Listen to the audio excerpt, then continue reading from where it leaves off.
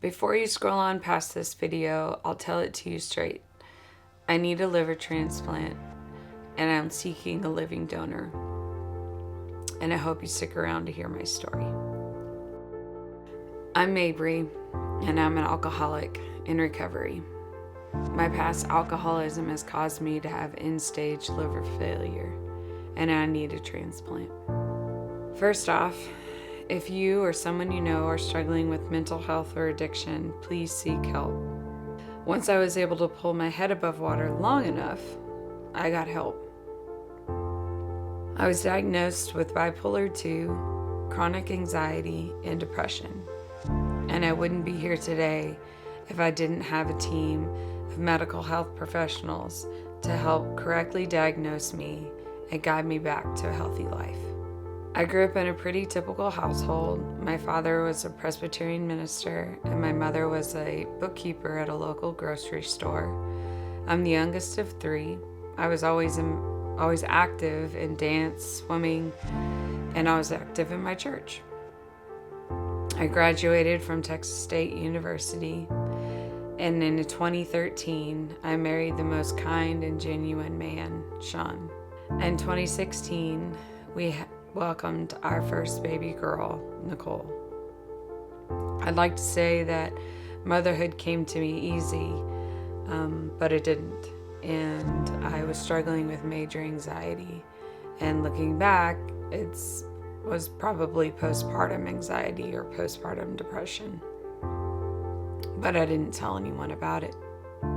We then welcomed our son, Clyde, in the summer of 2018, and my anxiety continued and became more noticeable. So I finally talked with my doctor, and she prescribed some medication to help cope.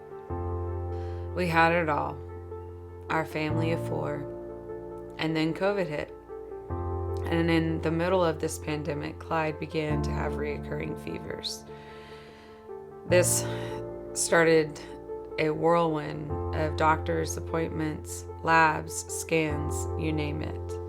And with this isolating virus taking over our country, I was often alone during these doctor's visits. I was completely overwhelmed and scared.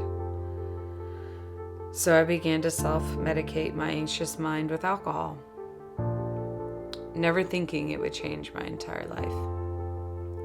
Clyde was diagnosed with undifferentiated autoinflammatory disease, and we have now found the correct medication, and we are seeing a positive progression.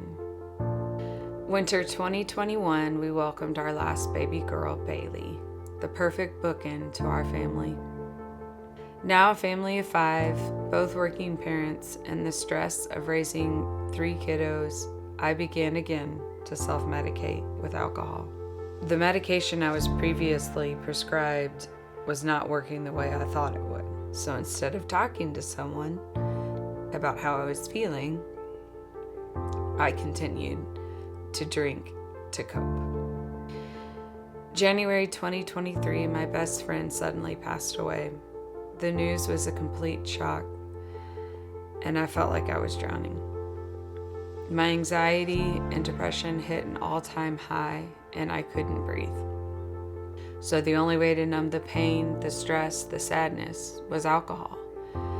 I didn't wake up one day and say, hey, I want to be an alcoholic, and cause pain and frustration to my family, my friends, my children, my love of my life.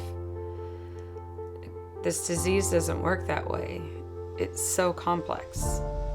All of this ended with me becoming very sick and needing multiple hospitalizations and a 30-day stay at a rehabilitation center. While in rehab, I began to have more health issues due to my prior alcoholism. Once I got home, I met with a hepatologist and was given the news that I have end-stage liver failure and I need a transplant to save my life. So I do this for me, the alcoholic, the screw-up. It's because I want to live. I didn't change because I had to, just like I didn't drink to party. I drank to cope, and I drank to suffocate all the pain. I changed because I wanted to. This took a while to process. It was an entire attitude change, necessary attention to my mental health as well as my physical health. I don't take this situation lightly.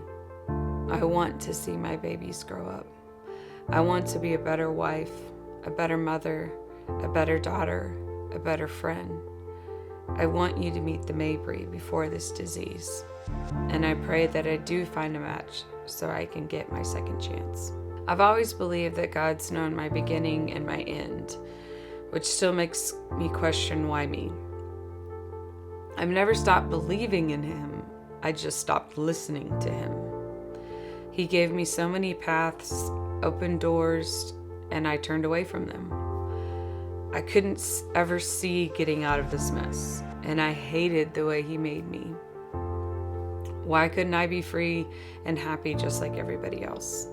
For whatever reason, when He created me, He knew that I could handle this, and that one day I would see the light. And that day has finally come. I have made the change to listen to Him, to trust in Him, and to trust in the strength within me, to be sober, to keep my mental health well treated, and to keep moving forward. I owe it to you, I owe it to my family, and I owe it to myself. I'm not mad anymore about how He's created me. I have a purpose. I believe in God's mercy, and I know He has forgiven me for my sins and will walk alongside me through this journey. This is the part where you can help. If you're interested in being a living donor or you're just curious about the process, please check out the links below. But most importantly, please share my story. The more people this reaches, the better chance I can find a match. Again, if you or someone you know are struggling with mental health or addiction, please get help. It is very real. Mental health is real. Addiction is real. And it is very scary. So ask all the questions.